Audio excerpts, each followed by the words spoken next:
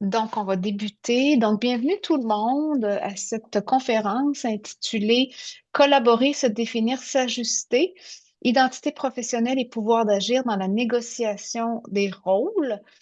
C'est notre dernière conférence de l'année de l'équipe Réseau Proximité.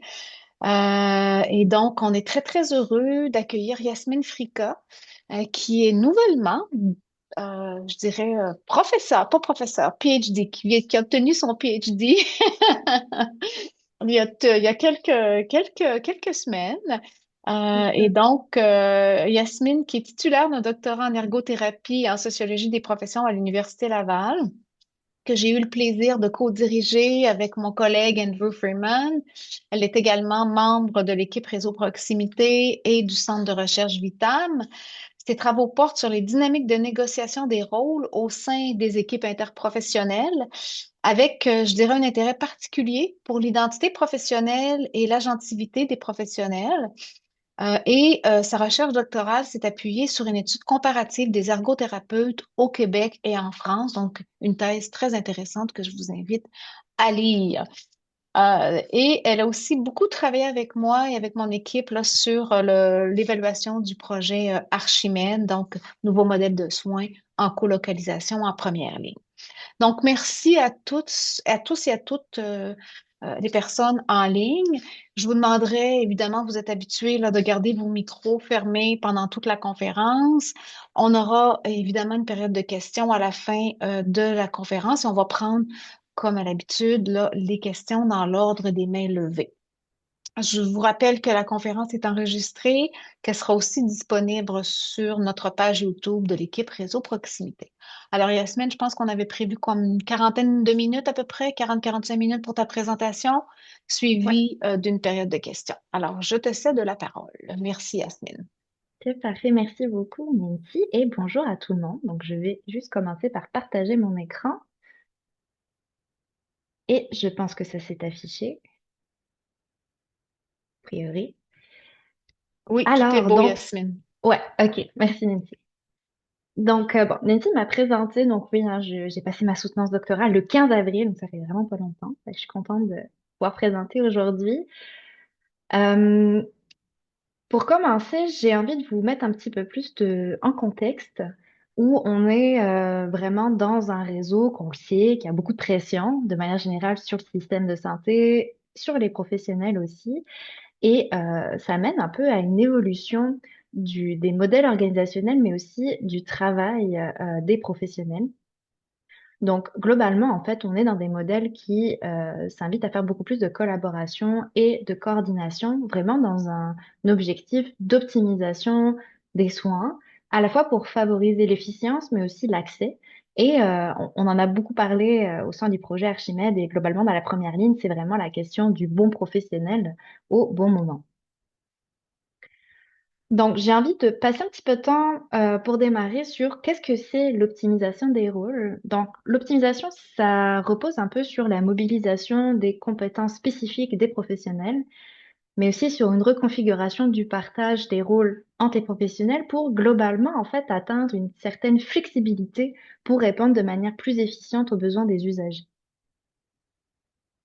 Donc, en fait, on retrouve deux logiques un peu dans l'optimisation. Donc, il y a un premier modèle, en fait, plutôt de substitution verticale. Donc, c'est un peu le modèle qui est plus traditionnel, qu'on a tendance à documenter un peu plus sur la délégation des tâches. Donc, c'est vraiment déléguer d'une profession à une autre qui ont des statuts et des autonomies différentes.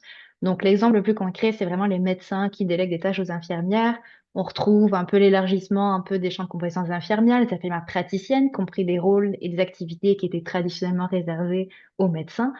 Donc, c'est vraiment un modèle qui est conçu pour améliorer l'accès aux soins et à certains services professionnels, mais aussi pour réduire la pression exercée sur les médecins. Et de manière générale, c'est un modèle qui est vraiment fait pour optimiser les coûts un peu plus. Après ça, on a vraiment le modèle de substitution horizontale. Ça, c'est un modèle vraiment qu'on parle pas tant. C'est vraiment le partage efficient des tâches entre des professionnels qui ont un même statut, un même type d'autonomie. Donc, c'est vraiment des professionnels genre ergo, physio, travailleur social, etc., qui sont dans la même équipe. Et on est vraiment sur miser sur les chevauchements de tâches qu'il peut y avoir entre les professionnels, mais aussi la complémentarité des expertises pour que la distribution du travail, elle réponde de manière plus efficace aux différents besoins des usagers. Donc, ce partage des tâches, finalement, dans la substitution horizontale, c'est vraiment des dynamiques de négociation qui sont situées, c'est-à-dire qu'elles se passent dans les équipes, vraiment entre les professionnels. Moi, c'est ce qui m'a intéressé un petit peu plus dans le cadre de mon travail de thèse, et c'est ce que je vais vous parler un peu plus aujourd'hui. Donc, ce qui est intéressant dans l'optimisation des rôles, c'est quand même certaines tensions que j'ai envie d'évoquer ici. Donc, c'est vraiment comment se chevaucher, mais sans perdre sa spécificité professionnelle. Comment on arrive à atteindre de la flexibilité, mais sans être interchangeable. Puis comment on peut répondre à des besoins organisationnels tout en préservant finalement le sens du travail professionnel. Finalement, en fait, on se rend compte que ça vient mettre en tension les identités professionnelles. Parce que là, clairement, dans le partage des rôles, on vient toucher à qu'est-ce qu'un professionnel, qu'est-ce qu'il fait, c'est quoi sa contribution spécifique dans l'équipe, mais aussi pourquoi il est connu, pourquoi il est valorisé, pourquoi on vient le solliciter. Et en plus de ces tensions d'identité, on a aussi des inégalités globalement entre les professionnels quant à un peu la connaissance qu'on a de leur rôle et de l'étendue de leur champ pratique. C'est assez inégal aussi dans leur degré d'intégration dans les équipes, dans les services, mais aussi dans leur degré de participation aux décisions dans l'équipe. Et en fait, ces inégalités, elles viennent masquer des rapports de pouvoir entre professions, mais aussi une dominance de certaines logiques par rapport à d'autres, hein. L'exemple le plus commun, c'est la logique biomédicale du traitement versus, par exemple, la réadaptation. Et en fait, ça va mettre en tension le pouvoir d'agir de chacun des professionnels dans les négociations. Je parle de pouvoir d'agir ici, mais je vais aussi parler d'agencéité ou agentivité, hein. C'est un peu des synonymes pour les biens de la présentation pour l'instant. Et donc, la question à laquelle je veux répondre, c'est comment les professionnels ils viennent négocier leur rôle au sein des équipes dans un contexte qui est justement marqué par des rapports de pouvoir, des attentes organisationnelles et des logiques professionnelles variées. Donc, pour répondre à cette question, je me permets de faire un peu un aperçu de ma thèse, hein, sur lequel je base les réflexions aujourd'hui. Donc, moi, j'ai centré ma thèse sur l'étude de la profession d'ergothérapeute. Donc, moi, je suis moi-même ergothérapeute aussi, donc c'est aussi ma profession. Et on est une profession qui est centrée sur l'occupation, qui se définit comme l'ensemble des activités quotidiennes et significatives, mais qui ont un sens en fait, qui sont inscrits dans des contextes physiques, culturels, sociaux, économiques et politiques.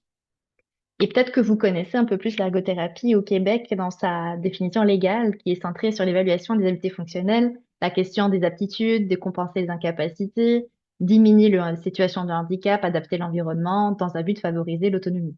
Vous voyez, déjà, on n'est pas tout à fait dans les mêmes mots entre la définition légale et la définition plus propre à la profession. Parce qu'en fait, qu'est-ce qui est intéressant chez les ergots, c'est vraiment cette difficulté historique et internationale à définir leur propre identité professionnelle, mais aussi à trouver leur place dans les équipes et globalement dans le système de santé et des services sociaux. En fait, ça en fait un cas du coup qui est assez intéressant parce qu'on peut dire que c'est une profession qui est plutôt en marge du système, qui globalement a un peu de difficulté à trouver un pouvoir d'agir équivalent à d'autres professions, par exemple. Dans ma méthodologie de thèse, moi, j'ai fait une étude de cas multiples intégrés. Donc, je me suis intéressée vraiment au cas du Québec et au cas de la France. Et après, il y a les sous-cas. Donc, j'ai interrogé des ergothérapeutes qui travaillaient dans différents milieux de pratique. Donc, il y a 5 milieux de pratique par pays juridiction. Donc, vraiment, un centre de réadaptation, l'hôpital, la clinique privée, des services à domicile, santé mentale, santé physique, de l'hébergement. En France, c'est assez similaire, sauf qu'on a la particularité en France du libéral et du handicap, en fait, mieux du handicap que j'ai rajouté dans la collecte.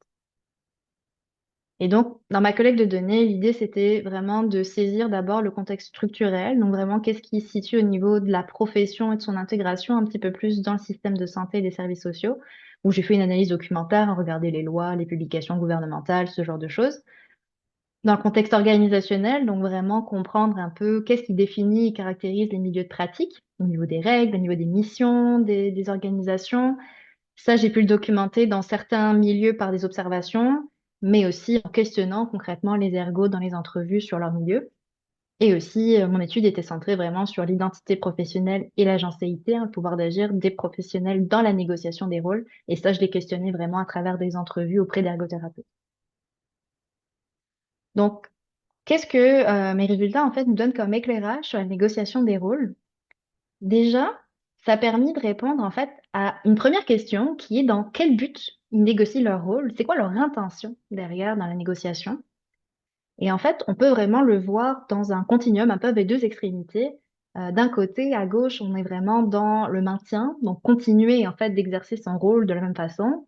Et à droite, on est plutôt dans soit vraiment la question d'exercer son rôle de manière plus satisfaisante ou plus optimale, ou alors vraiment d'en développer un nouveau rôle, faire évoluer son rôle pour qu'il soit plus en accord avec leurs valeurs et visions de l'ergothérapie dans mon cas.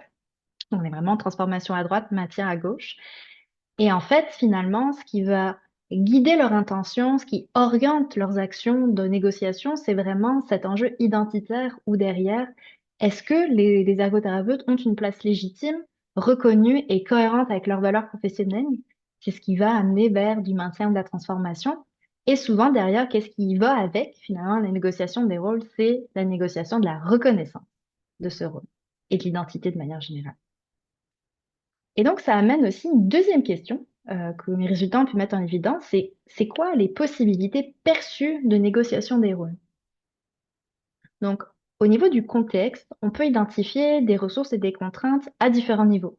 Donc, au niveau structurel, au niveau organisationnel et au niveau de l'équipe.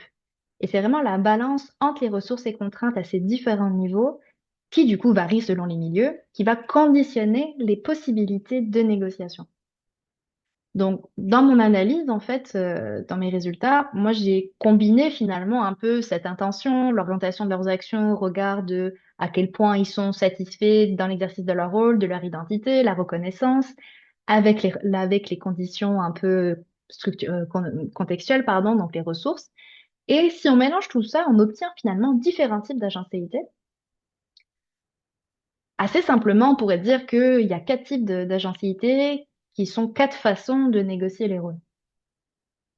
Donc, ces quatre types, je les ai ordonnés selon deux axes. Donc, à gauche, on a vraiment les négociations qui visent à maintenir l'existant, hein, comme je disais tantôt. Et à droite, les négociations qui visent plutôt la transformation. En haut, on est dans un contexte qui est favorable et en bas, dans un contexte globalement défavorable. Donc, je vous parlerai d'agencité inhibée, régulatrice, empêchée et transformatrice. Je vais détailler ça juste après. Donc, dans des conditions favorables, c'est-à-dire avec un milieu où il y a plus de ressources que de contraintes, on peut trouver déjà l'agencéité régulatrice.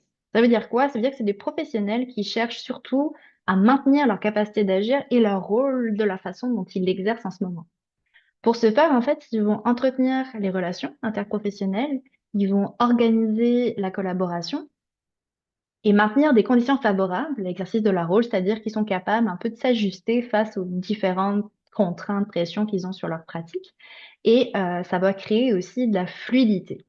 Créer de la fluidité, vraiment, voyez-le comme une question de, en fait, ça va être des négociations entre les professionnels pour pouvoir distribuer efficacement le travail, donc se compléter, se coordonner un peu sur les besoins, etc. Et on est dans un contexte finalement où on a des rôles qui sont bien définis, qui sont bien reconnus, il y a une confiance entre les professionnels et aussi une autonomie suffisante pour permettre tout ça. Ensuite, on a l'agencité transformatrice, toujours dans ce milieu plus favorable. Dans ce cas-là, les professionnels, ils vont chercher à transformer leurs conditions d'exercice.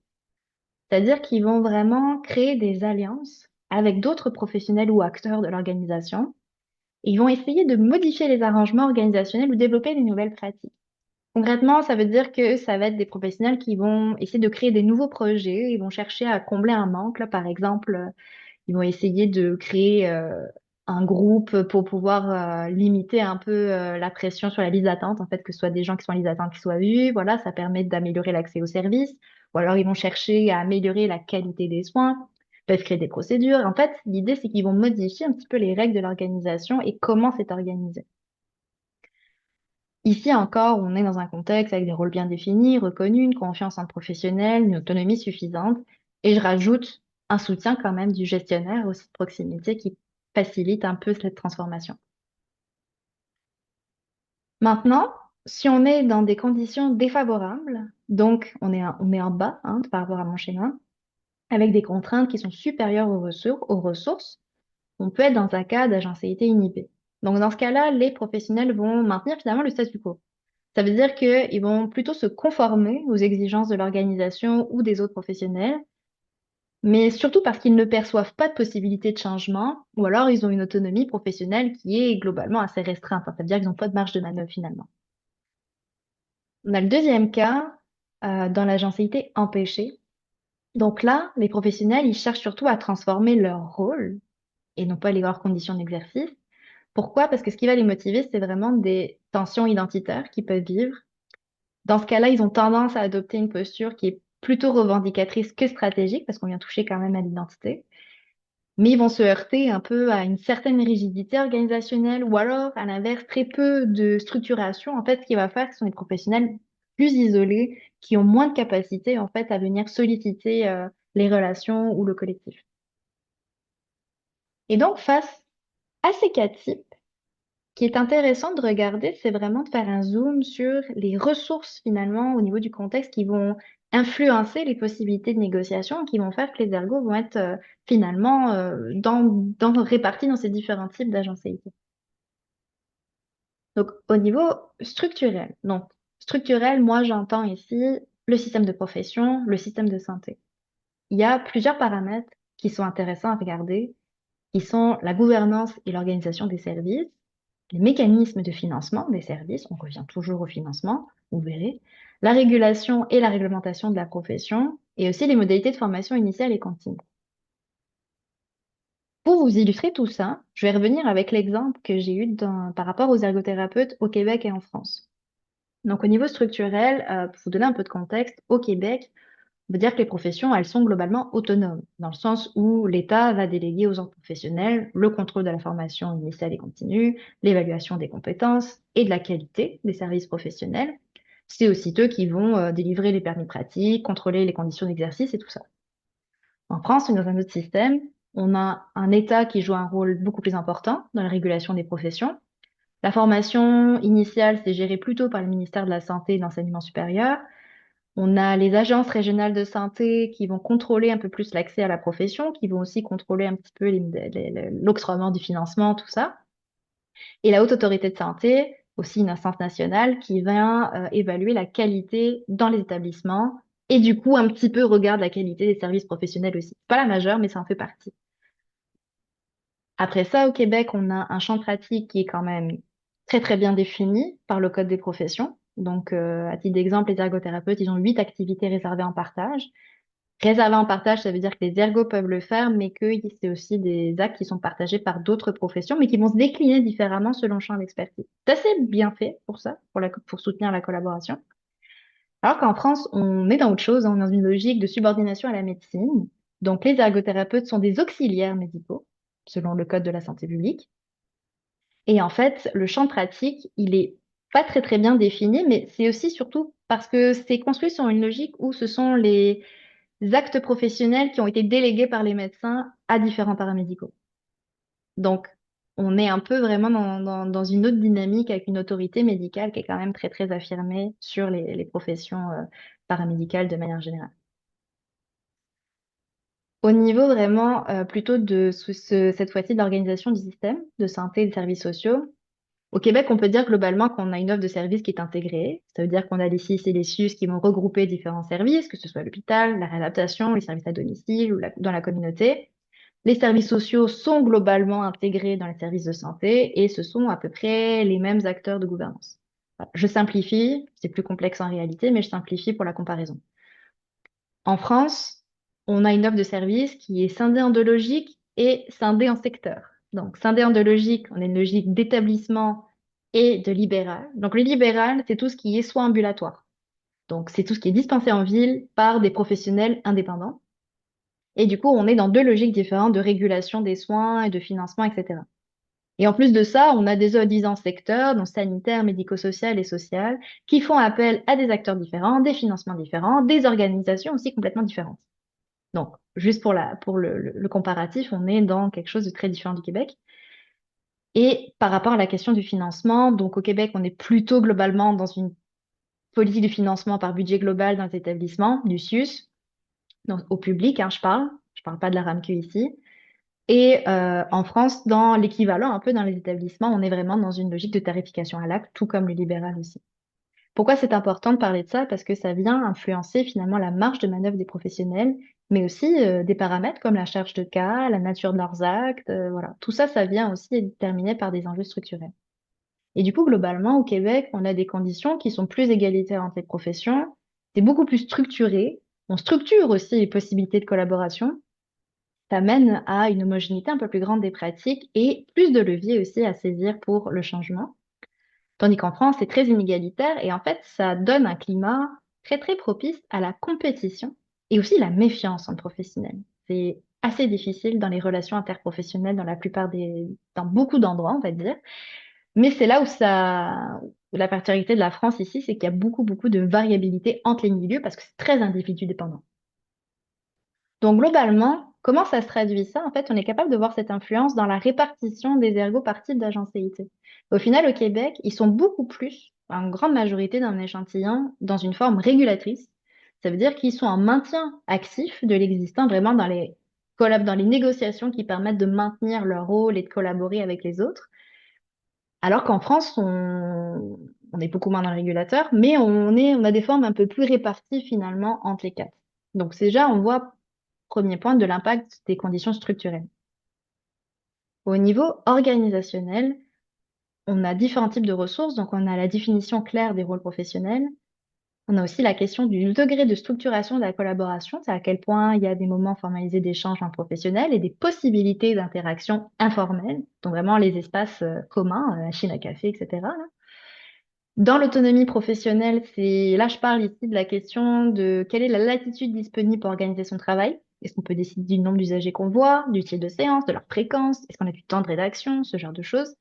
Et globalement, je parle du temps parce que c'est vraiment quelque chose qui est sorti dans mes entrevues, mais c'est un peu une conséquence de tout le reste, le temps disponible.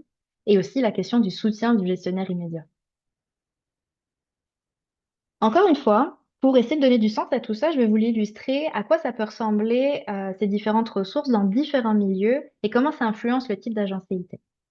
Donc là, dans le centre de rééducation français, c'est un peu mon cas typique d'où prédomine une agencéité inhibée pour les ergothérapeutes. En fait, les professionnels, ils disposent d'une certaine autonomie et la collaboration est quand même globalement structurée, mais il y a des contraintes organisationnelles très élevées qui vont limiter fortement la marge de manœuvre. Donc, avoir une charge de travail vraiment élevée, un manque de temps et une subordination médicale. Donc, ça vient limiter ce qu'ils peuvent faire. Mais malgré tout, les professionnels parviennent à maintenir un rôle qui est relativement satisfaisant. Mais au final, ils ont très peu d'espace pour réfléchir collectivement ou même individuellement à leurs pratiques, ou même pour réfléchir à qu'est-ce qu'ils pourraient faire d'autre, comment ils pourraient transformer un peu leurs conditions d'exercice. Donc finalement, ça arrive que on est dans une forme plus inhibée où l'objectif c'est qu'on se conforme, on maintient l'existant, on répond aux exigences du système. Là, à l'inverse, un peu dans le centre de réadaptation québécois, il y a plusieurs ressources finalement qui viennent soutenir une forme d'agencéité plutôt régulatrice. Donc, il y a de l'autonomie professionnelle suffisante, un soutien managérial, des mécanismes de référence institutionnalisés, une collaboration qui est structurée et une définition très claire des rôles professionnels. Donc là, dans ces cas-là, en fait, ça va globalement bien. Donc, les professionnels cherchent pas forcément à transformer leur rôle, mais par contre, sont actifs dans le maintien des conditions favorables à l'exercice de leur rôle et aussi, il négocie activement tous les petits ajustements qu'il faut faire au quotidien pour maintenir justement un partage des rôles efficients et centré sur le patient. Maintenant, je vous présente deux autres exemples, deux autres contextes, plutôt donc pour des formes d'agencité empêchée, et j'ai choisi ces deux-là parce qu'elles sont empêchées pour des raisons différentes. Donc, dans le cas de l'hôpital au Québec, donc on retrouve un contexte quand même qui est assez similaire à tout à l'heure, hein, qui va être favorable à l'agencité régulatrice, à la collaboration, l'autonomie, le soutien managérial, la connaissance des rôles. Mais qu'est-ce qui se passe dans ce milieu? C'est qu'il y a vraiment de très fortes pressions qui sont exercées sur l'organisation, notamment liées un peu aux modifications des politiques gouvernementales, des pressions sur la performance, sur le contrôle des coûts, la surcharge du système et le manque d'accès aux ressources globalement après, à l'hôpital aussi. Et du coup, ces pressions-là, elles viennent progressivement contraindre et même redéfinir le rôle des professionnels. Et du coup, dans le cas que j'ai pu observer dans ma thèse, les ergots, ils tentaient de réajuster ou de retransformer leur rôle pour préserver une pratique cohérente avec leurs valeurs, mais aussi ce pourquoi ils ont été formés. Mais ces tentatives, elles sont souvent empêchées par des contraintes trop fortes au niveau de l'organisation. L'autre cas du contexte libéral français, euh, on est vraiment dans des professionnels qui, du coup, disposent d'une énorme autonomie professionnelle. Ils sont indépendants, ils sont pas dans une structure, il n'y a pas de direction, il n'y a rien. Mais par contre, ils ont très très peu de ressources qui vont soutenir la collaboration interprofessionnelle. Alors, le cas des ergots en France, c'est que du coup, en libéral, il n'y a pas de financement public. C'est quasiment pas régulé comme milieu, parce qu'il n'y a pas d'ordre professionnel. Souvent, du coup, l'absence finalement d'ordre, la faible régulation et surtout la faible connaissance du rôle des ergots, ça fait qu'ils sont souvent exclus des dispositifs de coordination qui commencent à émerger en France pour justement le secteur libéral. Et donc, s'ils essayent vraiment de développer leur rôle, d'avoir plus d'accès à leurs services, de faire d'exercer l'ergothérapie de la manière qui leur convient, mais en fait, ils sont limités parce que le manque de collaboration et même d'accès à des échanges interprofessionnels, ça fait qu'ils peuvent rien négocier, il y a personne. Donc, ils sont un peu empêchés finalement dans leur pratique ici, dans le développement de leur pratique. Ensuite, on a des ressources vraiment au niveau des équipes. Donc là, on va dire que je parle des ressources plutôt dans le versant relationnel. Donc, qu'est-ce qui vient faciliter? Ça peut être les visions et les valeurs communes, la connaissance et la reconnaissance mutuelle des rôles. Vous allez voir, j'en parle énormément, mais en même temps, c'est quand même un peu la clé d'outil. Et aussi la présence d'un collectif professionnel. Quand je parle de collectif, ici, je veux dire que est-ce que pour les ergothérapeutes, est-ce qu'il y a d'autres ergots dans l'équipe ou est-ce qu'ils sont tous seuls? Est-ce qu'il y a un collectif ou pas? Et là, j'ai choisi de vous présenter plutôt en fait des cas où les professionnels ont présenté de l'agencité transformatrice. Donc là, en fait, c'est des cas un peu plus isolés que j'ai retrouvés dans ces deux contextes. Donc dans le premier contexte, vraiment du centre de réadaptation, plutôt dans le versant des ITSA, on avait une agencéité transformatrice qui a pu se développer autour d'un jeu organisationnel commun qui était l'amélioration de l'accès aux services et la réduction des listes d'attente. Et dans ce cas-là, les ergots ont construit des alliances avec des gestionnaires, ils ont mobilisé un collectif professionnel qui ont réussi, dans ce cas, à modifier certaines modalités d'organisation. Donc, ils ont créé un nouveau système en fait d'accueil pour les usagers. Et finalement, ce qui a été facilitant ici, c'est le fait que les ergothérapeutes sont bien implantés, il y a des relations de confiance et ils ont pu proposer et soutenir ces transformations. Dans le contexte plutôt d'hébergement en France, on a une dynamique un petit peu différente. L'agencéité transformatrice, elle a reposé plutôt sur un ancrage relationnel construit dans le temps. Donc, on rappelle qu'on est dans des structures beaucoup moins formalisées, beaucoup moins structurées, mais là, c'est un cas où ça fait très longtemps que l'ergothérapeute était là, et assez longtemps que l'équipe était là aussi, et du coup, il y a vraiment une alliance qui a pu se développer entre ergo, médecins, psychologues, gestionnaires, pour justement venir transformer un peu des pratiques. Là, leur but, c'était d'améliorer la qualité des soins, donc de mutualiser un petit peu les ressources pour plus former d'autres professionnels globalement, que les pratiques soient plus encadrées et plus en accord avec les valeurs professionnelles aussi. Et donc, finalement, j'ai parlé rapidement que les cas d'agencité transformatrice que j'ai présentés, c'est des cas plus individuels dans certains contextes. C'est rarement tous les ergots d'un même milieu qui vont être un transformateur. Pourquoi? Parce qu'en fait, finalement, il y a des ressources aussi au niveau personnel, au niveau individuel, qui viennent influencer le type d'agencéité des ergots. Donc, la première chose, c'est vraiment les compétences. Donc la communication, bien sûr, mais aussi et surtout l'analyse du contexte, l'interprétation des dynamiques relationnelles et aussi la réflexivité et l'action stratégique. J'ai envie de dire quand même que la réflexivité ici, je la place vraiment en termes de compétences à développer et non pas comme attribut personnel. Et ensuite de ça, il y a aussi les connaissances. Donc, les connaissances que détient le professionnel sur le contexte, la personne, la pathologie. En fait, les professionnels disaient que plus ils ont ces connaissances-là, plus ils se sentent légitimes et à même aussi d'argumenter un petit peu leur proposition. Et l'expérience, évidemment, reste toujours un facteur important. Est-ce qu'ils ont déjà vécu une situation similaire? Qu'est-ce qu'ils en ont appris? Comment ils peuvent mobiliser un petit peu leurs acquis précédents? En conclusion, conclusion où j'ai plusieurs points un petit peu à partager. Donc, pour moi, ce qui est à retenir vraiment, c'est que les négociations des rôles, elles ne dépendent pas uniquement de compétences ou de caractéristiques individuelles. Ça ne suffit pas de former à de la collaboration interprofessionnelle, par exemple. Elles doivent être soutenues par des ressources organisationnelles, relationnelles et structurelles qui vont permettre des possibilités de négociation plus équitables entre les professions. Autre point aussi par rapport à l'agencéité régulatrice. Donc, même dans des équipes stables, les professionnels, ils vont continuellement négocier leur rôle pour maintenir le fonctionnement des équipes face aux imprévus et aux contraintes. Donc, souvent, on parle d'agencéité de pouvoir d'agir dans la transformation, mais là, c'est essentiel de se dire qu'il y en a aussi quand on veut maintenir, quand on veut réguler qu'est-ce qui est en train de se passer.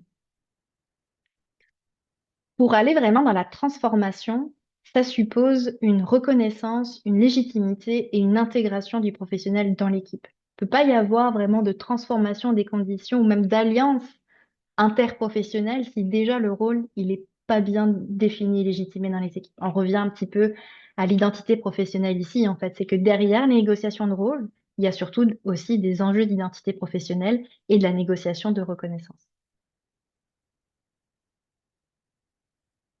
Cette fois-ci, du côté de l'optimisation des rôles, qu'est-ce que ça permet de mettre en avant dans mon étude? C'est que l'optimisation des rôles, elle se réduit ni à une redistribution des tâches, ni à une simple flexibilité fonctionnelle. C'est vraiment elle repose vraiment sur la capacité à négocier une place reconnue dans des systèmes relationnels, organisationnels et structurels qui sont inégaux. Et du coup, les professionnels ne mobilisent pas l'ensemble de leur champ de pratique, mais ils naviguent de manière située dans l'étendue de leur propre rôle, de leur propre champ de pratique, en complémentarité avec les autres acteurs. On n'est pas juste dans du chevauchement, dans bah tiens, si l'autre professionnel le fait, je peux le faire aussi. On est vraiment dans je reste dans mon propre champ de pratique, comment je peux naviguer dedans pour que ça ait du sens et que ce soit coordonné avec les autres membres de l'équipe. Et l'optimisation des rôles, bah, ça peut aussi passer par un travail de transformation ou de maintien des conditions organisationnelles qui viennent finalement entourer la pratique, qui viennent soutenir aussi la collaboration. Quelques implications, cette fois-ci, pour développer le pouvoir d'agir. Donc, encore une fois, je structure toujours les choses à trois niveaux, au niveau professionnel, des organisations et des structures. Donc, au niveau professionnel, c'est vraiment l'enjeu des compétences quand même. Donc, évidemment, ça ne repose pas que sur les compétences, mais c'est quand même un maillot important finalement de la chaîne. Donc, comment on peut intégrer dans les formations initiales et continues le développement de compétences pour l'action stratégique, l'analyse finalement du contexte, la création des alliances, la collaboration et aussi la réflexivité. Au niveau des organisations, je l'ai dit, je réinsiste, l'importance de définir clairement le rôle de tous les acteurs. Parce qu'on a tendance, quand on met en place même des innovations sociales, par exemple, à pas forcément s'intéresser de près, ou en tout cas avec la même attention, à tous les acteurs qui composent l'innovation. Donc là, je vais bien au-delà des ergots, bien sûr, je m'intéresse à toutes les autres professions, tous les autres acteurs finalement. Et là, même pas forcément professionnels, hein, quand on s'en va à des grandes collaborations, même avec des citoyens, avec des personnes plutôt du côté communautaire, c'est vraiment comment on peut s'intéresser à la définition de rôle de tous les acteurs. Autre point, c'est vraiment la question des mécanismes de référence et les trajectoires de soins formalisés. Parce qu'il y a beaucoup d'enjeux identitaires même ou de négociations qui proviennent de à quel point les motifs de référence sont adaptés réellement au champ pratique du professionnel, mais aussi à du coup ce qu'il fait précisément dans ce milieu. Parce que comme c'est un enjeu de naviguer dans l'étendue du champ, ça veut aussi dire qu'on ne va pas mobiliser toutes les compétences dans un milieu en particulier. Donc comment faire pour que ces mécanismes de référence soient vraiment ajustés et ça permet vraiment de simplifier les relations interprofessionnelles. Et de aussi, c'est aussi évidemment un élément pour que bah, ce soit le partage des rôles soit plus efficient. Autre point, c'est la coordination efficace. C'est-à-dire que c'est important qu'il y ait une personne en charge de la coordination de toute cette collaboration-là, des échanges qu'il peut y avoir entre professionnels. C'est toujours un soutien qui est très important. Et enfin, que on pense aux espaces et au temps d'interaction entre professionnels. Donc, je parle d'espace et temps, c'est les réunions, mais c'est aussi les outils, collaboration, et c'est vraiment plus les professionnels ont du temps dans des espaces physiques partagés, plus il peut y avoir en fait des temps d'interaction informelle qui sont essentiels pour développer des relations peut-être affectives aussi entre les professionnels parce que évidemment on est des humains, il y a besoin de ça derrière pour pouvoir aussi collaborer efficacement. Et enfin, du côté structurel, c'est comment peut-on réfléchir à des mécanismes de financement plus équitables, donc entre les professions, entre les différents acteurs, pour justement peut-être amener des possibilités de négociation qui sont un peu plus équitables entre les professions.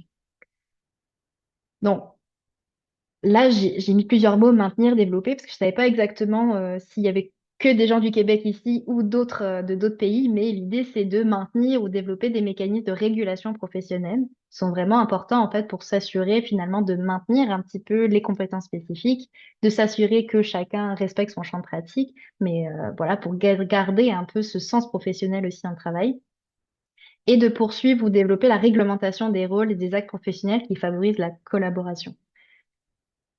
Je parle de ça parce que finalement, le paradoxe un peu de ma thèse et des résultats qui en sont sortis, c'est que plus le milieu il est bien défini, il est structuré, plus finalement ça offre des possibilités de négociation et ça agrandit la marge de manœuvre. Le flou finalement, il est contre-productif parce que le flou, ça crée des enjeux de reconnaissance et des enjeux identitaires. Et du coup, quand on compare un peu les deux pays, ce que j'ai fait, enfin les deux pays, le Québec et la France dans mon cas, c'est qu'on se rend compte que le flou, ça amène de la compétition, ça amène des enjeux de reconnaissance et non pas de la collaboration. Donc, c'est important de maintenir, de continuer vraiment à réglementer et à réglementer au niveau de la loi, mais définir aussi dans les organisations les rôles pour qu'il y ait une meilleure collaboration. Voilà, je m'arrête ici et je vous remercie de votre attention et j'espère qu'on a assez de temps pour qu'on puisse justement discuter et si vous avez des questions, voilà, je suis toute oui.